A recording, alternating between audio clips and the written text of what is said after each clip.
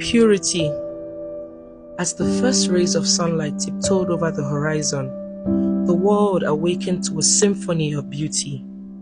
Bird songs filled the air, a harmonious chorus of melodies that seemed to emanate from every corner of the earth.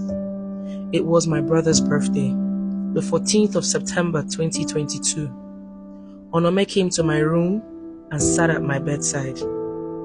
"You are the strongest person in the family. Remember to always be there for your family," she said. I smiled and we hugged. We made plans for my brother's birthday on how we were going to bake the cake and have his friends over for the celebration. Onomé was set for the market while I went to work. The cloud became heavy, pregnant with untold stories. The air, beneath the weight of the heavy cloud, took on a tangible heaviness that settled upon the world like a stifling blanket. It seemed to thicken, as if laden with invisible particles of unease and uncertainty, making each breath a laborious task. The atmosphere, once filled with a sense of freedom and vitality, now carried a subtle, suffocating stillness.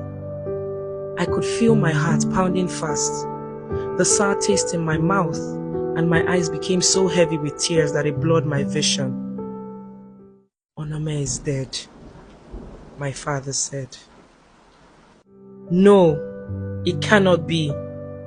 It's not possible. It had to be a prank." The heavy clouds seemed to be crying with me as a heavy downpour followed the news of Onomé's demise. I got into the car. I sent a voice note to my friends. "Please pray for my mom."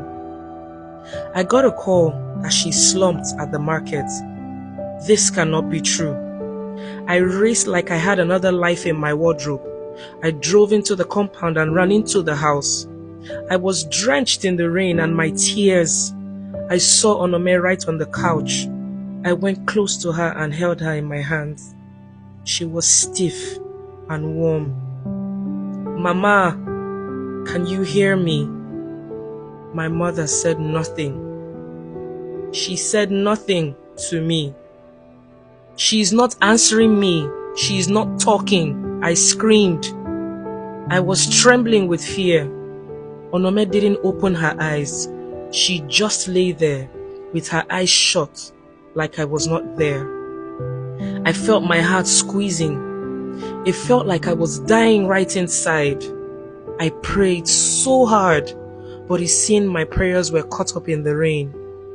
My Onomé never woke up. I lost myself with each passing day.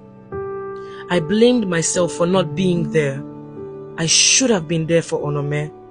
I blocked every memory. I could not grieve. I was hard and stone cold.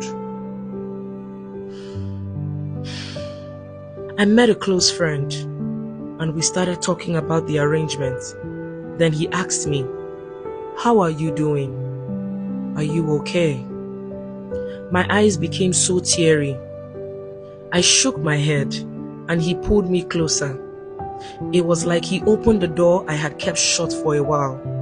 I cried so much, hugging him tightly. I felt relieved, but it was easier now.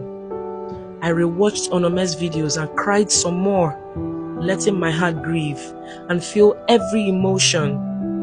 I finally accepted Onomé was gone. My healing process had just started. I could grieve my mother without shutting her memories of feeling guilty. It all began to make sense. The reason she came to my room, it seemed like she knew she was leaving, and it seemed like she knew her leaving would break me, but she left anyways. Oh, my heart. Oh, my Onomé. She was my backbone. She understood me. She knew me and still loved me unconditionally. She was my best friend. I miss watching her dance, the taste of her food, her prayers, and loving up on her. I miss the spark in her eyes when she smiles. We were like two peas in a pod. At first, I felt losing her was losing a part of me. But these dishes have brought me closer to her, and I realized that I cannot lose her because she is in me. I am my mother's daughter. My healing process inspired me to make a dish with lemongrass and ginger. I used this as an ingredient in this dish because of the healing properties they carry.